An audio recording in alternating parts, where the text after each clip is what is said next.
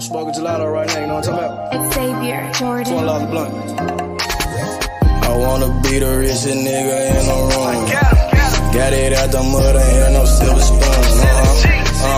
The realest nigga in the room. Got it out the block, I came a long way from a goon. The richest nigga in the room. The realest nigga in the room. My shit. The realest nigga in the room. The richest nigga in the room. My nigga in the room before I knew where I was at.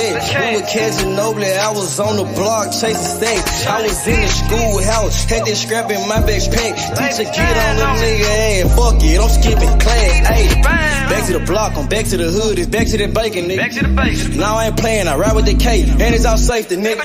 The richest nigga in the room without a bank account. The realest nigga when I move, X everybody run. I ain't gotta shout, ain't gotta make no noise. I just made one phone call and hit on my boy. You know yo come through in there 2 seats. He got Vino with him, that boy got 2 hits. I just hit Lil Savage up, he blowing reefer. City got a new plug and he cheap. This Sosa just shot me a test, got what I wanted. Told him pull up, I got cash, don't do no front. I wanna be the richest nigga in the room. Got it out the mud, ain't hear no silver spoon. The realest nigga in the room. Got it out the block, I came a long way from a goon. The richest nigga in the room. The realest nigga in the room. My shit.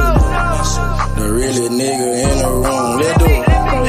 The richest nigga in the room. My move. The realest nigga in the room and I ain't gotta lie. Nigga crawl a can, he gotta die. Put that on Mom Deuce, she know that I'm talking. Shout out to that Deuce, my little nigga bloody. Still in the mound with some folks, nigga. In my crib, niggas cut throats, nigga. You know what the bid, come and get a boat. I got gas, I got Reggie, I got blow. In the summertime, I'm still serving snow. DJ for the high, I don't do the low. Can with the move if it make a profit. That boy coming brown, so we call it block. Steak props, ABM, but the team's the rock. I'm like Shaq to the youngins, I still get the blocks. All these bitches jockin', whole team fly like choppers. And we came with choppers, keep big legs just like whoppers. I wanna be the richest nigga in the room. Got it out the mud, ain't hear no silver spoon. The realest nigga in the room. Got it out the block, I came a long way from a goon. The richest nigga in the room. The realest nigga in the room. My shit. The realest nigga in the room. The richest nigga in the room. My move.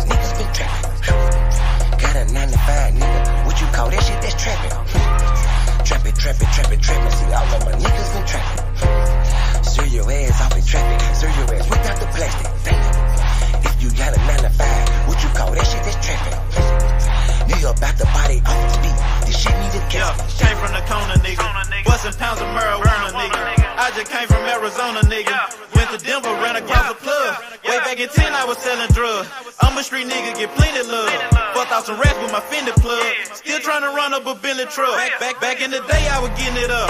Now every day, nigga live it up. I ain't make shit off this rap shit. I'm in the trap with the lemon squeeze.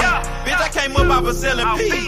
I know some niggas who copping keys. I know some niggas that were trapping, nigga. Now they locked up and they copping pleas. Bustin' jug while I'm in the street.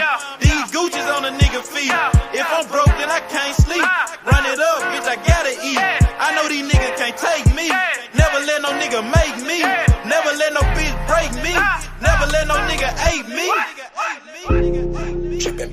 been trapping, see all of my niggas been trapping. Serve your ass off in traffic, serve your ass without the plastic. Man, I got a house to store, damn, my niggas been trapping. Got a 9 to 5, nigga, what you call that shit? That's trapping. Trapping, see all of my niggas been trapping. Serve your ass off in traffic, serve your ass without the plastic. Damn, if you got a 9 to 5, what you call that shit? That's trapping. Holla Lucimo, if you need Simo. Hell yeah, he'll make a nigga touch that just like he Debo. You niggas saving hoes a hero, bitch. We just stack money like Cheeto, bitch.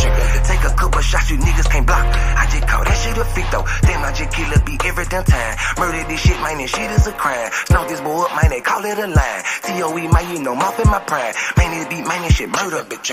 True to the game, you see murder, bitch. Jump up over the game like a herder. Push yours off in your back like a turtle. This shit is murder, we straight back to kill it. Hell yeah, every nigga that I'm grilling. Everybody that I'm with that I'm grilling. Every nigga get their cheese and they willing. You can catch me at the BP.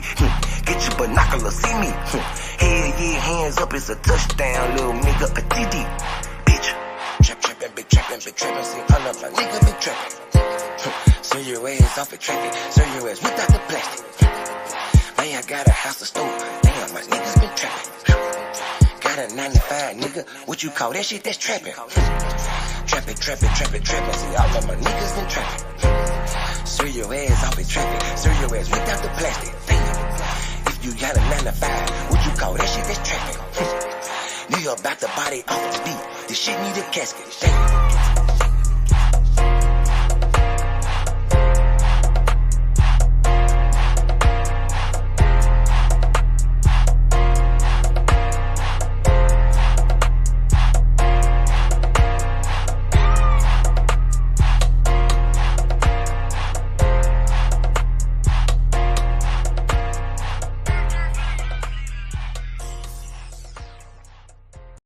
Shit stop a nigga like me, nigga. Nah.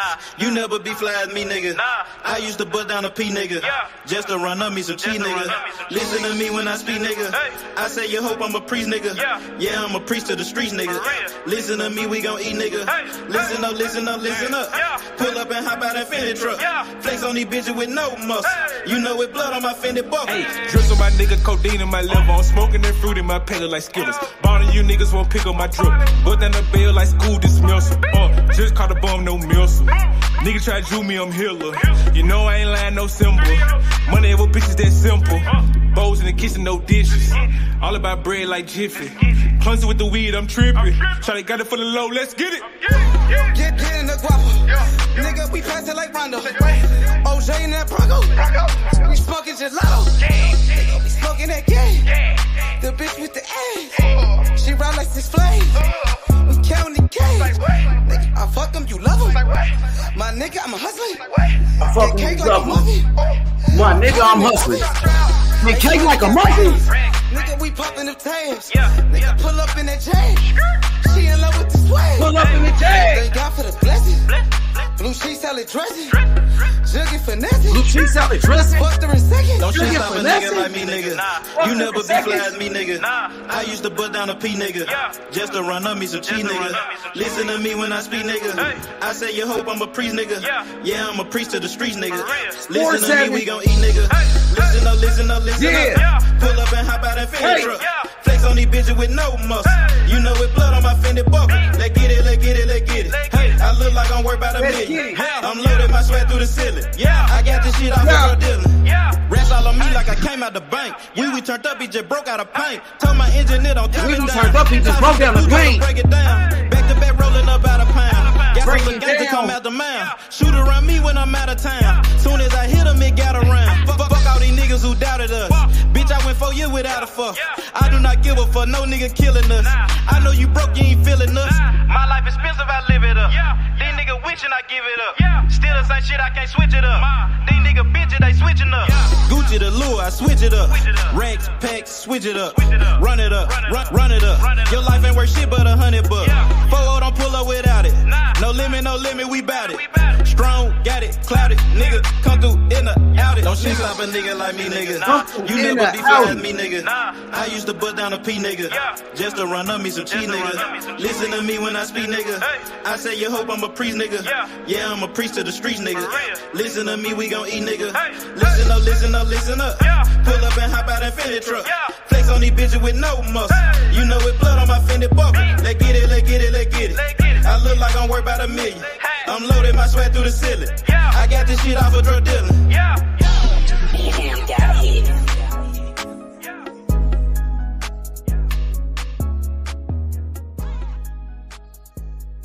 Yo, what's good? It's your boy H Money. We in the building. Let's get it. What's good, man? Shout out to my OG Sports Heaven. What's good? My boy, D Tell the Truth.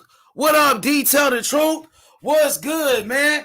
We got a lot to talk about today. You know what I mean? Terence Crawford. What's the next move for Terence Crawford? Is Terence Crawford signing with DAZN? Is Terence Crawford signing with Oscar De La Hoya in Golden Boy Promotions? Will Terence Crawford fight against Alexis Rocha? That's what I want to know. Big Baba, I see you. Bond 10 in the building. What's happening? What's good, Bond 10? You know what I'm talking about? Listen, bruh. Terence Crawford, he got options now. You know what I mean? Golden Boy Promotions, Oscar De La Hoya, Bernard Hopkins, they reached out to Oscar De La Hoya. They reached out to Terence Crawford, They reached out to Terence Crawford. Terence Crawford had a meeting with Hall of Famers, Oscar De La Hoya and Bernard Hopkins, 2 legendary champions. Like, let's talk about it for real. Oscar De La Hoya, he a 6 division world champion, 6 different weight classes. Oscar De La Hoya, he's an Olympic gold medalist. One of the best fighters ever, Oscar De La Hoya. Bernard Hopkins, the executioner, undisputed middleweight champions. Bernard Hopkins, my Muslim brother. Shout outs to Bernard Hopkins, the executioner. You know what I mean? One of the greatest fighters that ever lived. Bernard Hopkins, the man that knocked out Felix Trinidad when Felix Trinidad was #1 pound for pound, the best fighter in the world. Bernard Hopkins, the man that destroyed Kelly Pavlik. Bernard Hopkins, the man that dominated Antonio Tarver. Antonio Tarver, the man that knocked out Roy Jones Jr. If you don't know, Antonio Tarver, the Magic Man, he knocked out Roy Jones Jr. And Bernard Hopkins, he beat Antonio Tarver. Bernard Hopkins, he punished Antonio Tarver. He beat him down. You know, and Bernard Hopkins, he went up 2 weight classes and beat Antonio Tarver. Antonio Tarver, who knocked out Roy Jones, who was the lineal light heavyweight champion of the world at that time. And Bernard Hopkins, he destroyed Antonio Tarver. He punished him. He beat his ass. You know what I mean? So we're talking about Golden Boy Promotions, Oscar De La Hoya, Bernard Hopkins having a meeting with Terence Crawford, talking about potential fights. What fights were they talking about? Alexis Rocha. Alexis Rocha, who just had a fight on Saturday, who's in line. He's in line to fight Terence Crawford. If you're going by the sanctioning body, the WBO. Terence Crawford is the WBO welterweight champion of the world. Alexis Rocha, he's ranked in the WBO. He's ranked very high. Yo, quick shout out to my boy, my OG, the big homie, straight out of Baltimore. Buckle Up Boxing, man. Make sure y'all go subscribe to Buckle Up Boxing. All of my people, check him out, man. You know what I mean?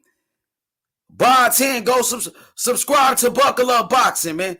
My boy Blaze, Ernesto, subscribe to my boy Buckle Up Boxing, one of the best channels on YouTube, very entertaining channel.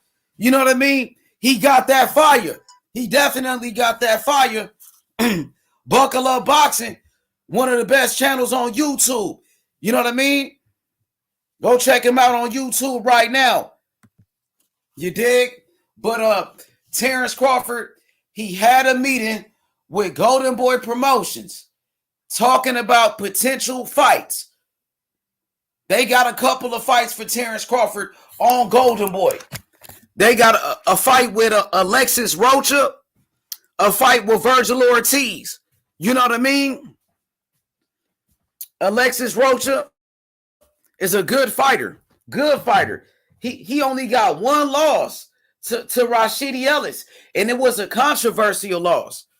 You know what I mean? Controversial loss. I thought Alexis Rocha, I thought he beat Rashidi Ellis. I was one of the only people that thought he won that fight, but I thought he beat Rashidi.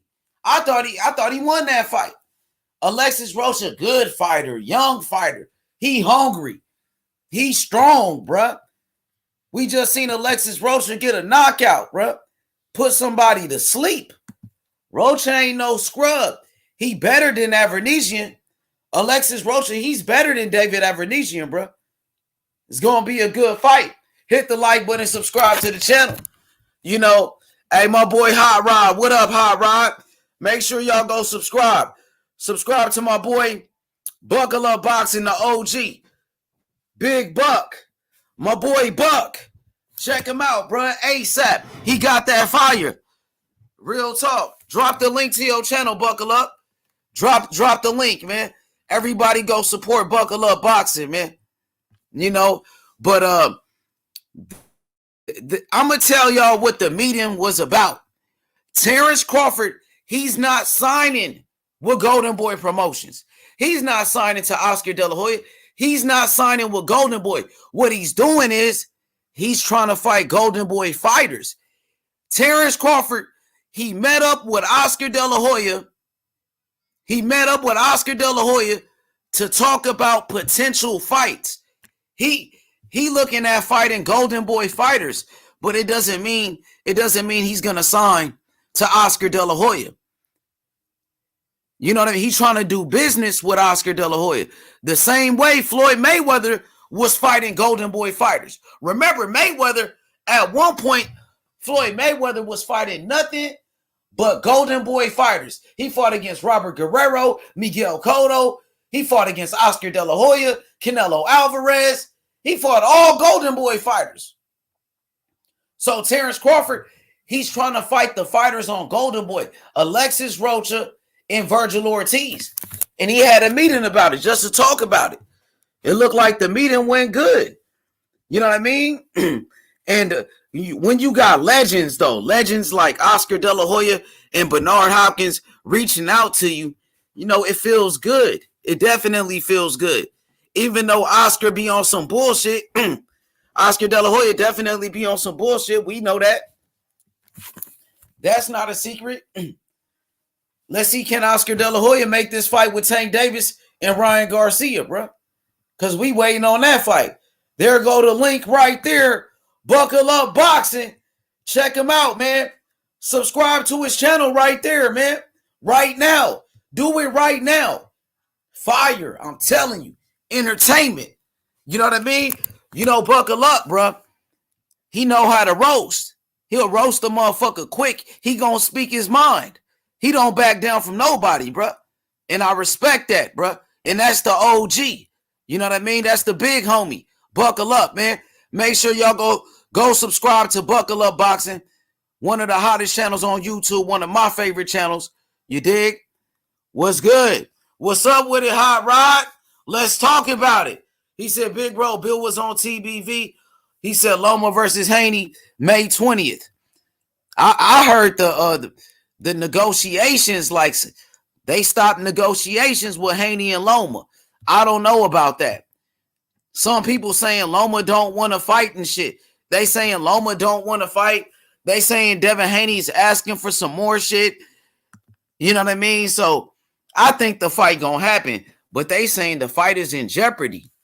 Devin Haney is the A side, and Devin Haney telling Loma, you got to do this, you got to do that. And Loma like, fuck that.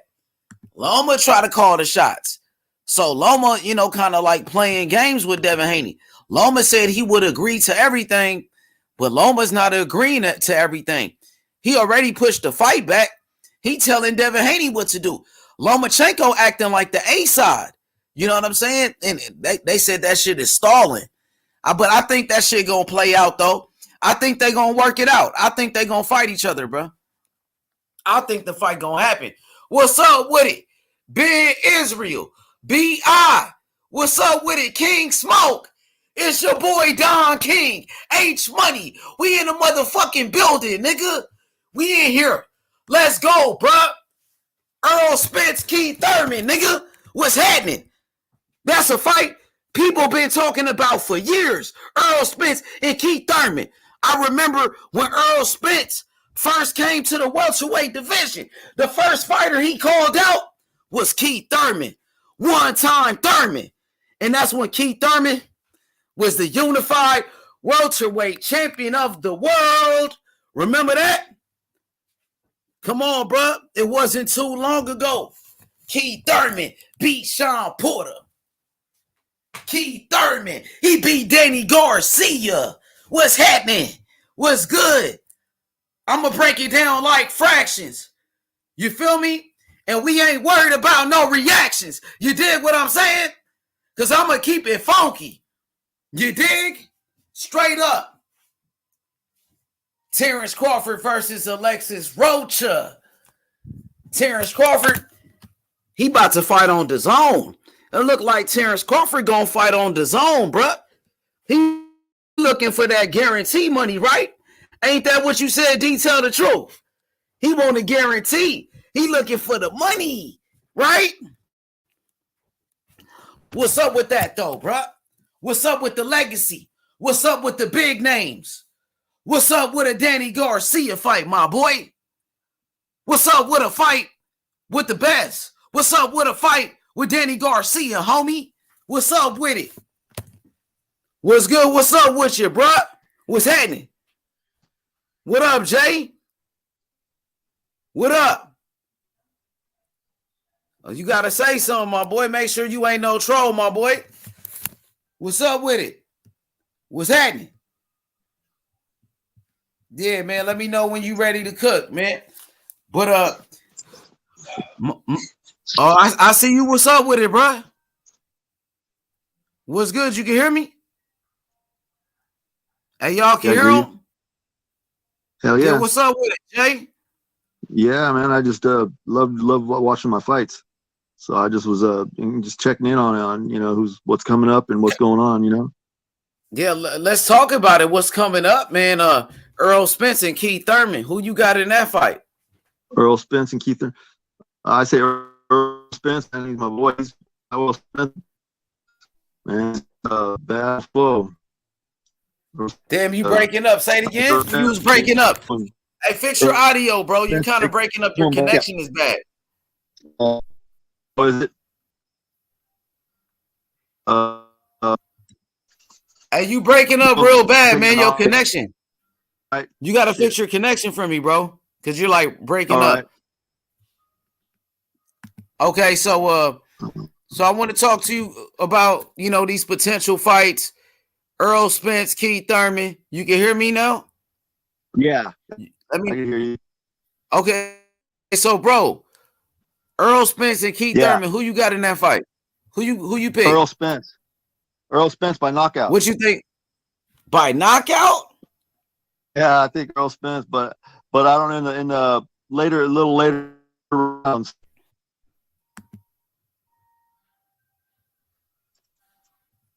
Say that one more time. Errol Spence, man. In the later rounds, believe in Errol Spence? I believe in Errol Spence. What about Terence Crawford, though? You ain't said what you think about Terence Crawford then? Oh, Terence Crawford, he's bad too, man. Yeah, Terence Crawford's good. Yeah, Terence Crawford. Yeah. Terence Crawford, a hell of a fighter, man. He's a great champion. Yeah. And you gotta fix your audio, bro. Your audio's like really bad. It's breaking up. Fix that for me. You go to a different area if you can. So I could talk to you about this. Yeah, but it's so many big fights coming up in the sport of boxing. I can't wait. You know, Devin Haney versus Lomachenko is another fight. Tank Davis versus Ryan Garcia is another one. Yeah. I want to see those. Who you got, Tank Davis or Ryan Garcia? Yeah.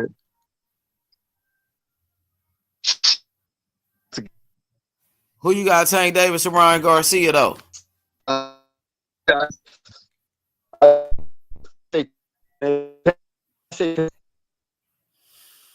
Hey, you got to fix your audio, bro. It's like real bad. Try to come back in. I'm going to drop the link for you again. Drop out and come back in. Your audio's really bad. Come back in, bro. Your connection is bad. Your connection is all the way off. Yeah, but hit the like button. Shout out to my boy Jay Hastings coming through to holler at me though. You try to fix his audio, man. Man, Errol Spence, unified welterweight champion, pound for pound, one of the best fighters in boxing, one of the most hated fighters in the world, bro. A lot of people hate Errol Spence. They hate him, bro. Especially if you're a Terence Crawford fan, don't like him. They don't like him at all. And the same thing with Terence Crawford. The Errol Spence fans, they don't like Terence Crawford for real, bro. But both of them, to me, I look at both of these guys like great fighters, great champions, because that's what they are. Errol Spence, undefeated, unified welterweight champion. He's been dominating the competition. He's beating everybody.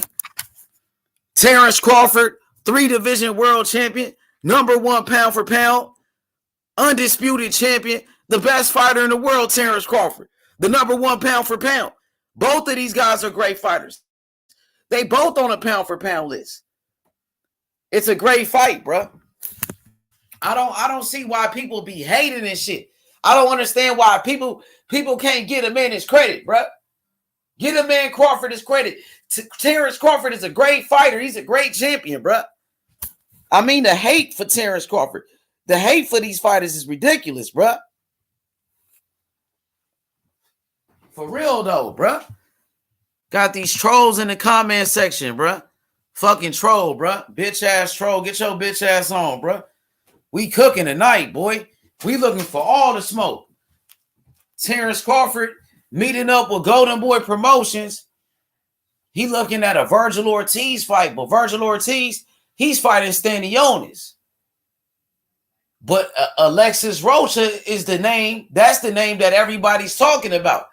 Alexis Rocha just had a good performance. He won by impressive knockout. He's a southpaw. He's young. It's going to be a good fight, bro. Alexis Rocha, y'all keep saying like he's a bum. He's not a bum, bro. That's going to be a good fight for Terence Crawford. What's up with it, Thug and D?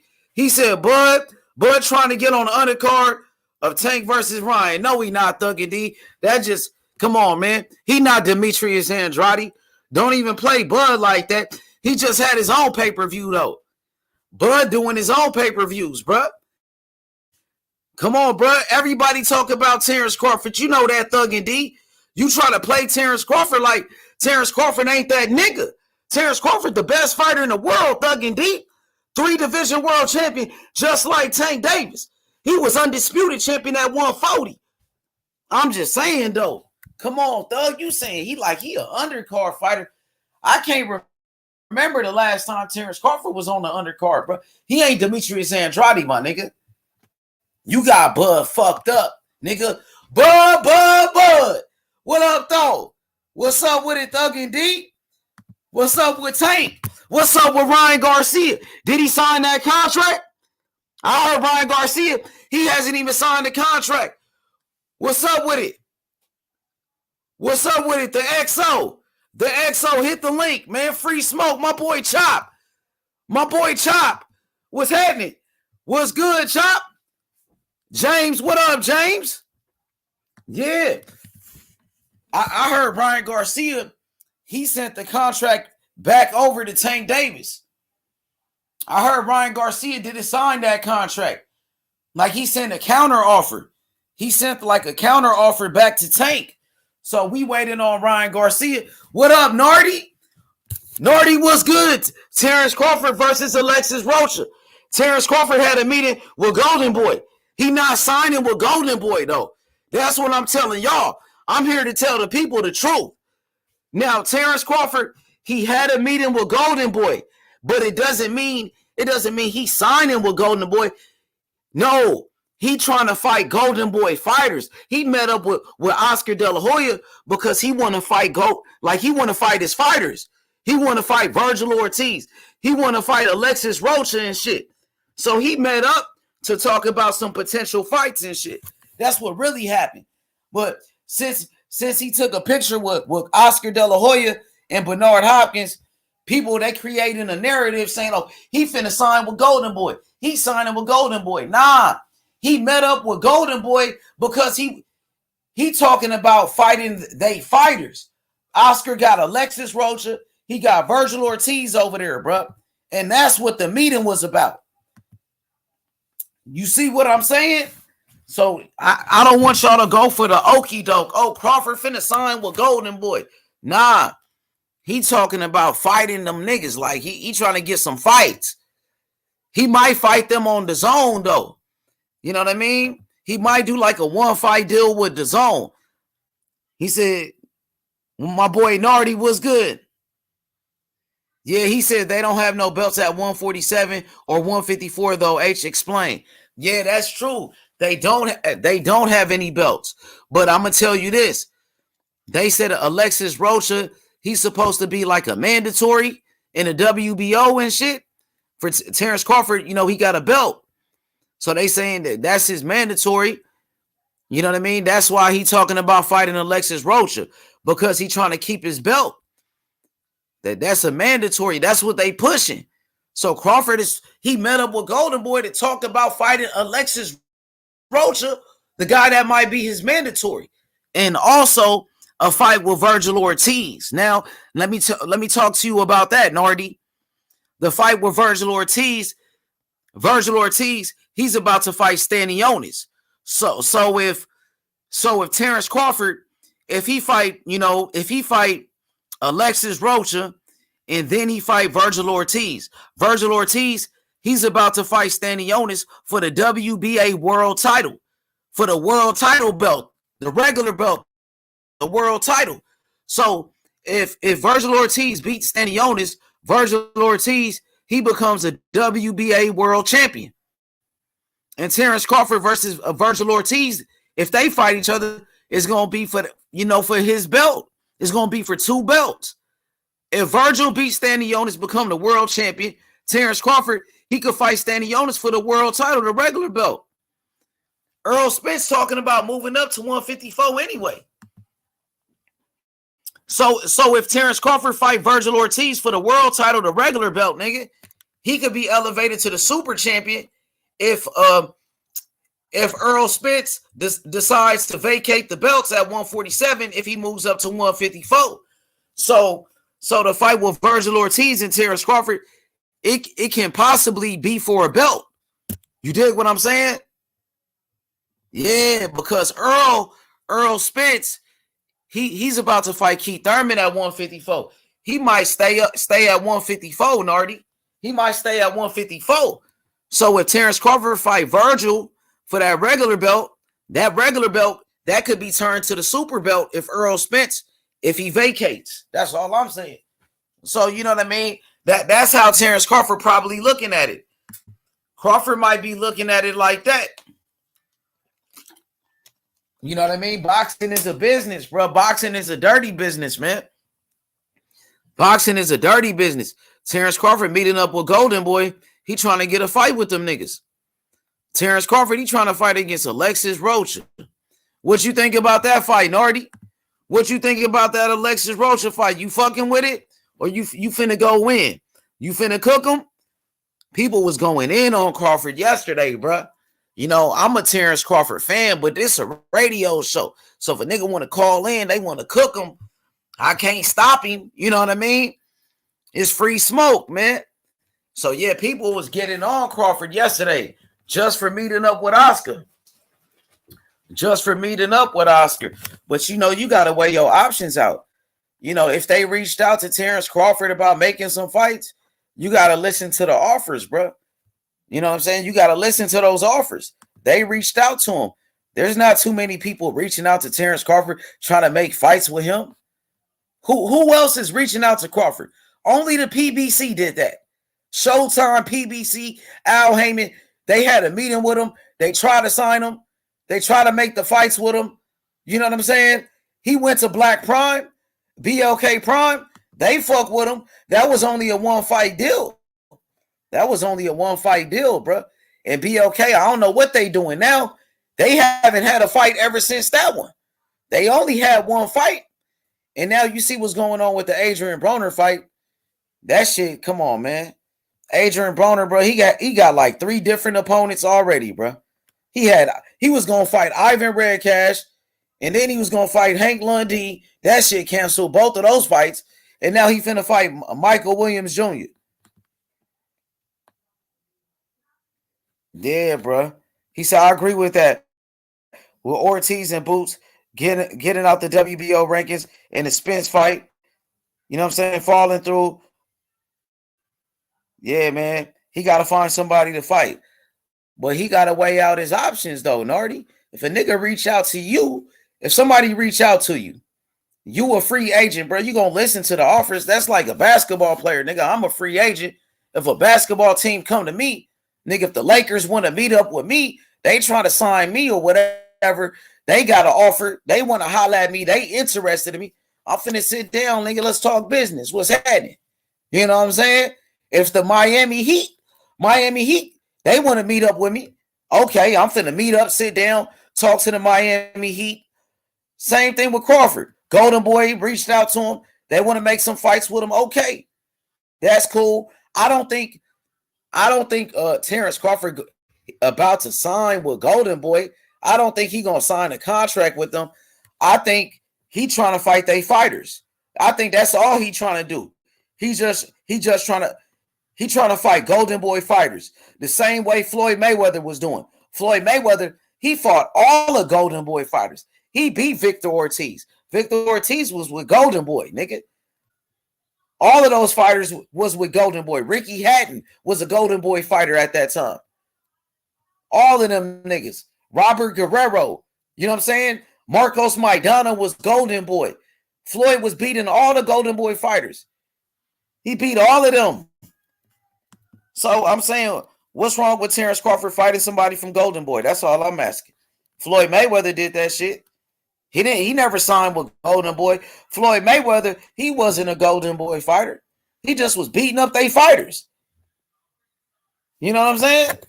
And I think that's what Crawford is trying to do. But people trying to spin a narrative, oh, Crawford finna sign with Golden Boy. Nah, he's not signing with Golden Boy. He talking about making some fights with them.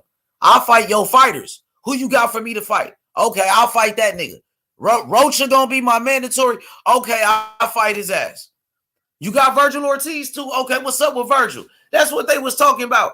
That's all they was talking about. That's what the meeting was about. And now he went on with his business. Maybe he gonna fight one of them if he ain't got no other offers on the table. But now you got to go back to PBC. Now you got to go meet up with Al Heyman. Do your second meeting with Al. Meet up with Steven Espinoza in Showtime. They got fights for you too. They got fights. They got a fight with Errol Spence, the fight you said you want. They got a fight with Charlo. They got fights with Danny Garcia and Keith Thurman and Ugas.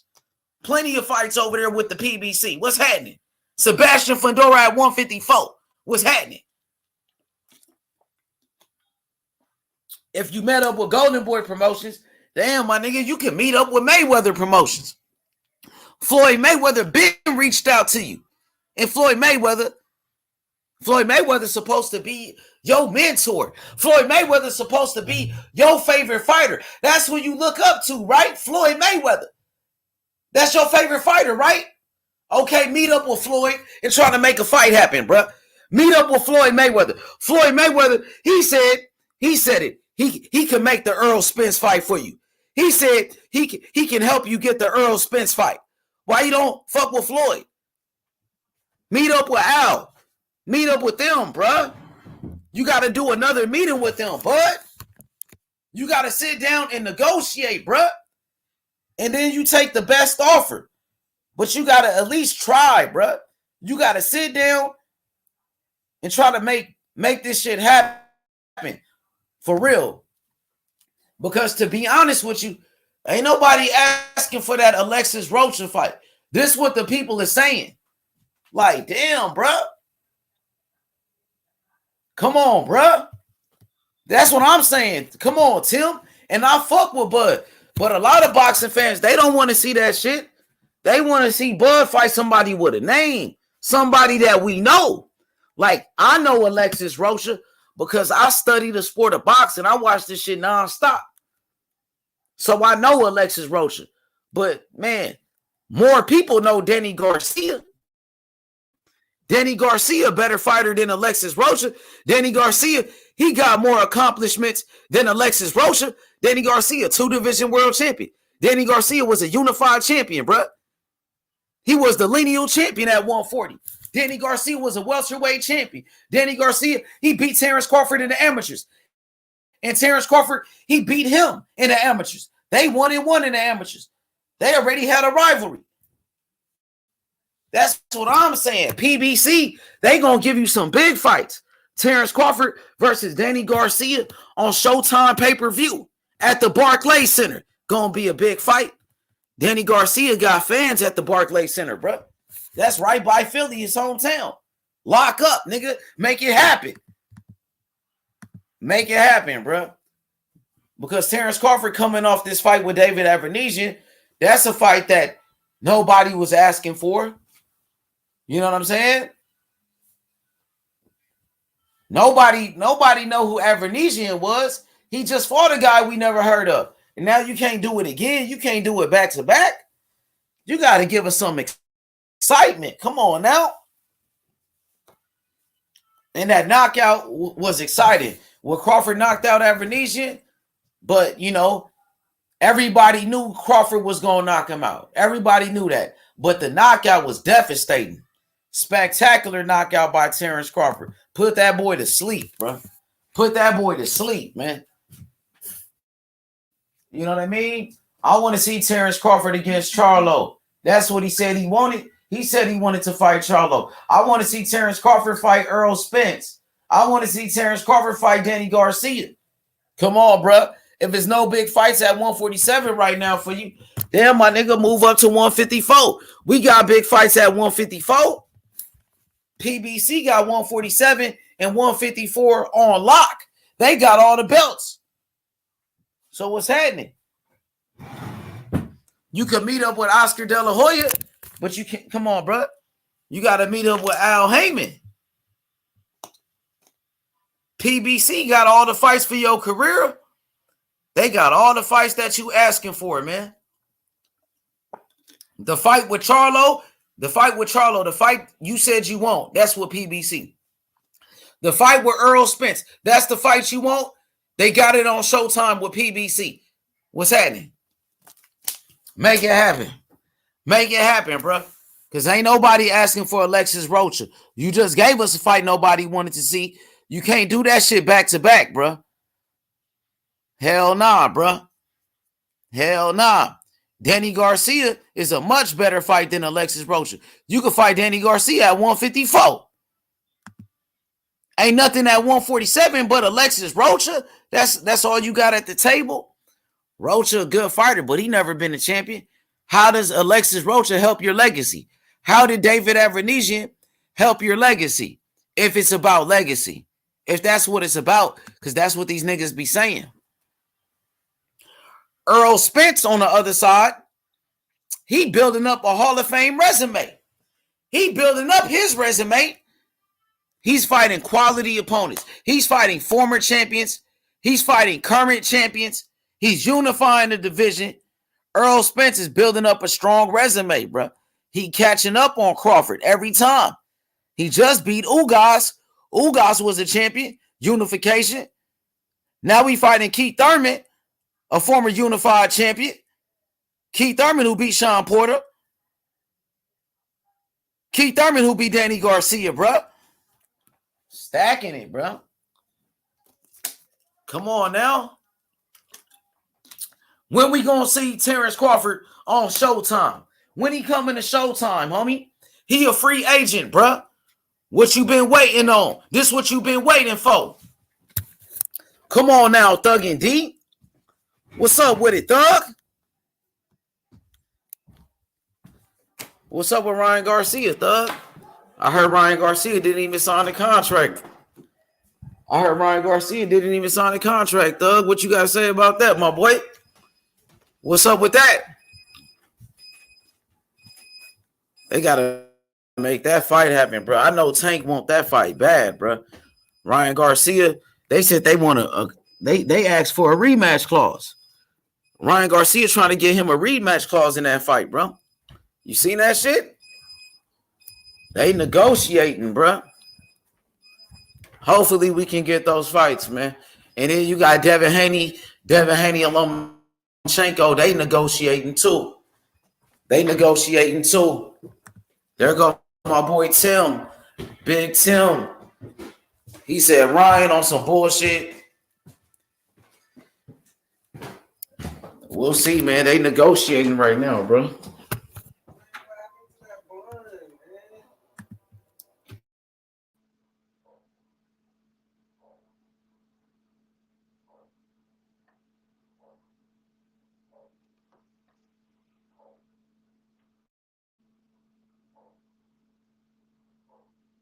Yo, what's up with it, Sports 7? What's good, my boy? What's up, brother? Can you hear me? Yeah, I can hear you. Thug and D, what's good, Thug and D? What's up with it? Oh, what's up with Ryan, bro? No, we gonna get that contract signed. I think they waiting for this court case. You feel me? All that shit to get passed by, but it's definitely gonna get signed.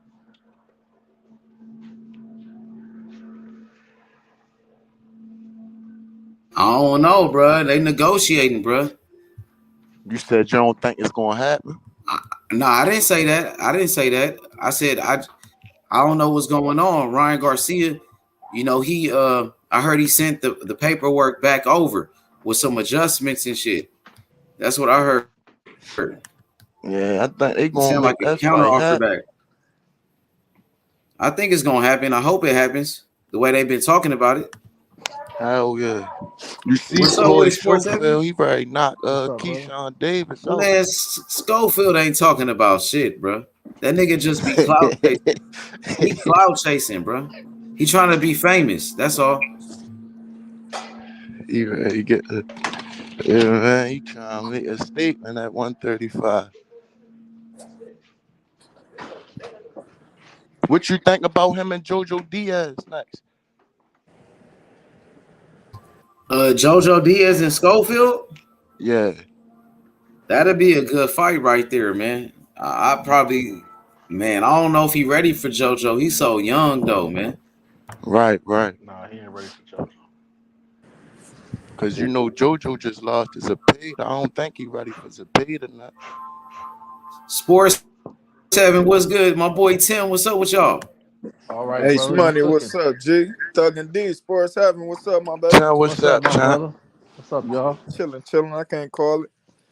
Hell yeah. Hey, what's holding up the Loma and Devin negotiations? Yeah, that's a good question. I don't know, man. Brother. They said something like Devin Haney was asking for Loma to do something, and Loma was like, I don't know, like Loma was going for it. Like Loma was on some, you know what I mean? Loma wasn't trying to, he was bullshitting or something like that. Loma wasn't trying to, listen. Yeah, Loma don't want that fight, man. I keep saying it. He keeps showing the people he don't want that fight, bro. They should move on from that. Nigga, he might as well just move up right now. Go try to get a title fight at 140. He might be stalling because he did say that he wasn't. He admitted at least that he didn't think he was ready for Devin yet. So yeah. My point exactly, bro. He ain't trying to fight Devin, bro. Not 6 months later. He not trying to fight him. Period, bro. In my opinion. You may be right. I think he's stalling, but you might be right. Yeah, I think he want Devin to move up, and then them belts be free. Straight up. he got a better chance at getting the belts that way. Straight up. That might be true. But shit, he got to deal with Shakur anywhere it go. Shit. Oh yeah. Shit, that's even worse. Shit, that's about the same shit. So he might as well go ahead and take the fight. Might as well fight Devin, bro. Get it out the way. He said, I got to cycle off. Whoop you bad too. He said, I got to cycle off. Devin, just give me a minute. I'm cycling right now. I'm cycling. Damn. Yeah, you say, hey, H, you say Ryan trying to get a rematch clause, huh? Yeah, I heard Ryan Garcia ask for a rematch clause. You know, so let's see if Tank gonna give him one. Because if he lose, that means he get a rematch. You know what I mean? Get all the money he can. Sound like so that or that's second a good chance idea, too. Yeah, can't be mad at him for that. Can't be mad at him. It's big fight though. He knows it's a big fight. He knows it. Usually it don't be like that, like with A sides though. Like, cause like when Canelo, when he win a fight, like them fighters don't be getting rematches. Like when he beat Caleb Plant, Caleb Plant didn't have no rematch clause. And he was the A side. Like say with Anthony Joshua, when he fought Usyk, it was only a rematch clause for Joshua. Usyk didn't get a rematch clause if he would have lost. And like Kambosos and Devin Haney, like if Devin Haney would have lost, he couldn't get no rematch. But Kambosos got him a rematch. You see what I'm saying? So you see Ryan trying to get him a rematch though. Well, let's say he agreed to everything. Good business move. If Ryan did agree to everything, and I don't know because I haven't read the contracts. You know, he say, she say shit. But if Ryan agreed to everything, and he just asking for a rematch, then I think that's a fair. I think that's a fair shake. Yeah, he should get a rematch because it's going to sell out. Hell yeah, most definitely. The rematch would be even bigger for real. If Ryan, as long as it's a competitive fight too. Yep. That's what I was just trying to say. He'll get knocked out early. Ryan too dangerous for that. Tank ain't no fool. Tank ain't gonna run in there and look for no early knockout. Ryan's too dangerous for that. Ryan's been fighting for a long time. Ryan, this is borderline a 50-50 fight. And I know I'm a Tank fan. I know my man Thug and D. I know you ain't trying to. I know you ain't hearing that, but I picked Tank. That's my favorite. Tank's my favorite fighter. Like he's yeah, that's a 50-50. That's a dangerous fight. Straight up. I don't see it 50-50 though. I see it 70-30 Tank favor. Shit. Yeah, it is, bro. Tank overall, as an overall boxer and overall athlete, he fucking Ryan over in every category, bro. It's not even close, bro. Well, listen, this is what it really this is the thing. I don't disagree with you, right? Again, like Tank's my favorite fighter, right? Like if I live in Charlotte, he get anywhere near Charlotte, I'm going, right? I'm just saying in general, fam, is that Ryan's hand speed and his power and his reflexes and his reach, he's dangerous. He didn't even go in there and knock. Hold on.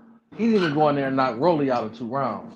Ryan's a lot better boxer than. No, I disagree with that. I don't think Ryan Garcia can beat Rolly, bro. I think Rolly beat that nigga in the pros, bro.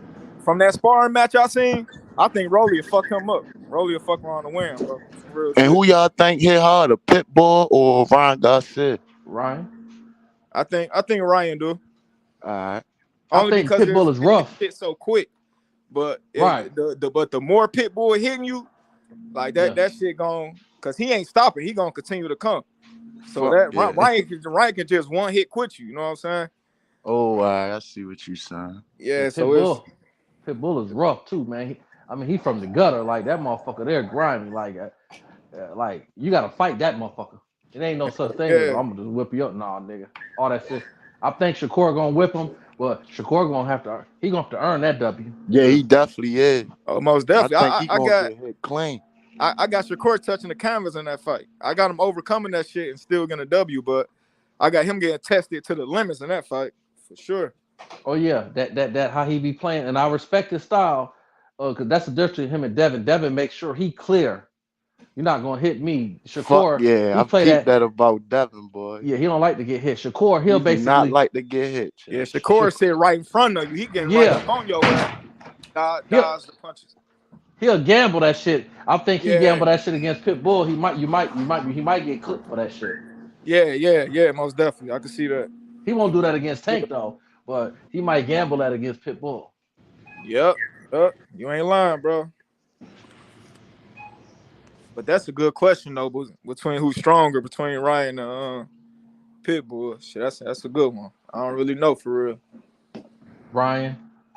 Yeah, because I Ryan seen a Pitbull dangerous flatline motherfucker, some bro. shit, and I'm like, God dang, Tank was taking them punches. Like that shit was And he crazy. juicing up, and you know Ryan juicing up. I don't care what a nigga say. Ryan juicing up. Hey Tim, what you think about Bill Haney getting on Calvin Ford's ass? Yeah, I keep on that seeing show on the Boxer Voice. Yeah, I what you thought about that? Like Bill Haney try to get on his ass.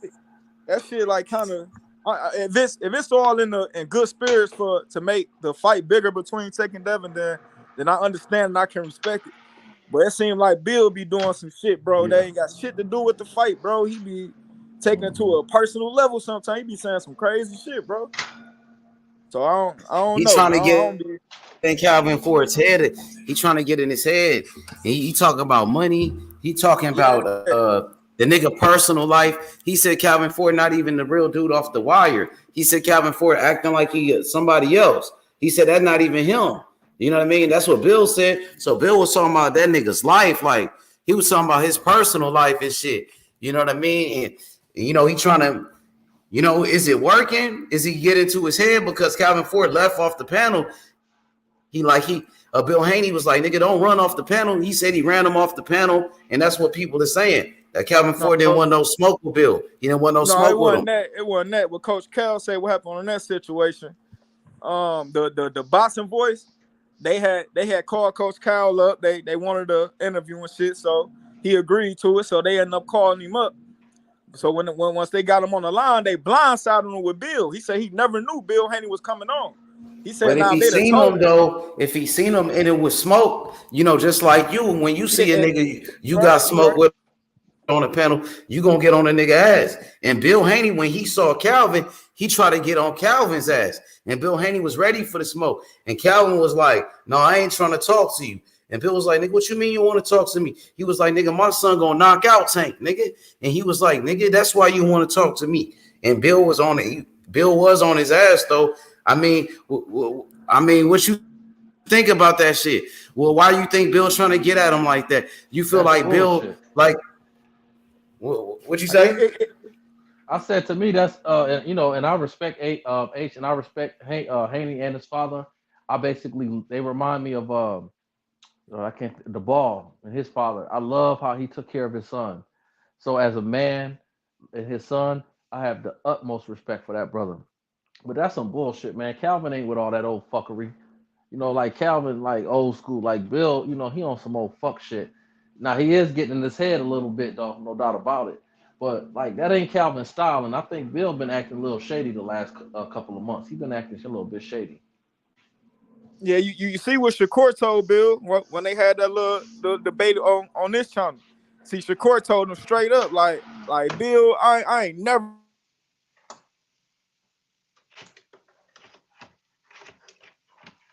Long time, been fucking with you for a long time. The shit you on now, I ain't never seen you acting like this. I don't know what's this side of you. So shit, I don't know, man. I don't know the fame getting the bill or he just really trying to make Devin more famous, or I don't know what the fuck going on, but some of the shit he be saying, like he can keep that shit to himself, bro. Straight up. Damn right. And let me ask you this, H, and let me ask you this, and I don't, you know, you ain't got to answer because I don't want to. Because I know you out here and you deal with these people, so I don't want to play politics. I'm just asking you questions, right? When I mentioned you, it was Haney. I always respected you because you always kept it 100, especially with the brothers. You never got caught up in that old coonery shit. One thing about you, you keep it all the way funky.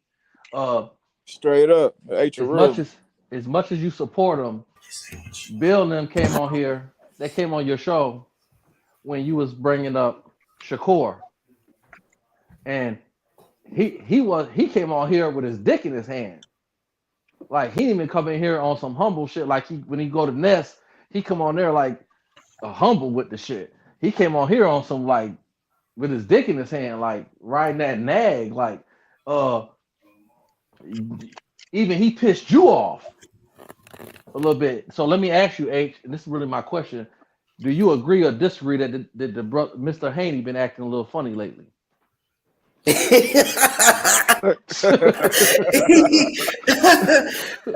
shit! I mean, real talk, because you support him and you Haney, and he ain't never came on. He don't come on here repping, but he go on and that's alright. He alright. And then the other Aki, I like Aki. And he go on their show. He be so humble and he's so cool and he's so understanding and so patient. He came on here disrespecting, and half the people he was disrespecting love him. He didn't even let them, he didn't even hear him out. He was just offensive. Yeah, man, you making some good points. You making some good points. But the thing is, I just got so much love for Bill Haney, you know what I'm saying? And even Devin Haney, like for real. Like I got real love for those brothers, man. And I don't know, man, when that shit happened, it was like, damn, like the energy was kind of weird, bro. Like it was kind of strange at that time, man. It was like I just was saying the fights that I want to see, and I didn't mean any harm. I wasn't hating on nobody, you know what I mean? I show nothing but love for Devin Haney. I've been riding for Devin Haney from the beginning, bro. You know what I mean? It's just certain fights that I wanted to see, and it was the reason why I wanted to see the fucking fight. You know what I mean? So I ain't gonna say nothing bad about Bill Haney because I got love for Bill Haney, and you know what I mean? I got love for Devin, but yeah, it was a lot of shit going on at that time, bro. You know, I see exactly what you're saying, though. Like what you're saying make a lot of sense. And I'm gonna add this, and I'm gonna be quiet because you're a loyal brother, and I don't want to, because this is your platform, brother, and I don't want to include you with what I'm saying, because what I'm saying. And I always say Mr. Haney because I don't really get caught up in that nigga shit, because to me that's nigga, Negro, all this is all the same. But I'm saying that Mr. Haney, because I have so much respect for him as a father, right, and a black man, so I have ultimate respect for him. But I haven't seen Mr. Haney back on the show since. Yeah, man. I mean, he know where to find us at. You know, he used to be here like every day. At one point, he was on this motherfucker every day. So, I mean, he a grown ass man. He could do what he want to do and shit. And we gonna do what we do. You know what I mean? But it ain't no hard feelings or nothing like that. You know what I mean? Yeah, man. I got nothing but love for Devin Haney and Bill Haney, and I mean, I just leave it at that, bro. Respect. I'll just leave it at that because I got nothing but love for them guys. But you know, this is boxing, man. This is the boxing business, bro. You know what I mean? Yeah, it's a dirty business. Hey, yo, H Money. Uncut. Yeah, that day when you did that shit was like 2-3 days later. Bill came back. Oh yeah, he did. With Shakur and Devin Haney. You know what I'm saying? And you let them niggas talk. You ain't let nobody come up here, because when it did happen, niggas was over talking Bill. So niggas can act like he came with that energy that he did, but niggas came at energy with Bill. Niggas came with a whole lot of energy at Bill, questioning him. So he did what he did. H saw that shit. He decided, yo, I'm gonna just get Bill, Devin, and I'm gonna get Shakur up here, and they gonna talk that shit out how they supposed to. And that shit went the way it went. That's why I respect this panel so much. Because even through all that turmoil, we were still able to get that shit done and handle it as men. So in the end of the day, when it come back to the whole situation on the boxing voice, Bill was talking his shit like he always do. And in the end of the day, he said what he said because he felt a certain way about it. Like he felt like a lot of other people felt about the whole little situation about him saying that was about him when it really wasn't. He said what he said. Then the nigga called up on there or however the fuck, and when he got up on there, niggas trying to make it seem like Bill was disrespecting that nigga. That nigga immediately started talking about dick suck, like nigga, you dick sucking and all this shit. Nigga, Calvin Ford was going at Haney, like talking crazy shit. So regardless of how niggas want to act, Calvin Ford was definitely acting out of fucking character when he got up there. So neither one of them niggas looked good in my opinion. But both of them niggas need to just sit back and let they fighters do the talking. That's the way I feel about the situation, but. Neither one of them niggas should have did what they did, in my opinion. That's fair. That's fair, brother.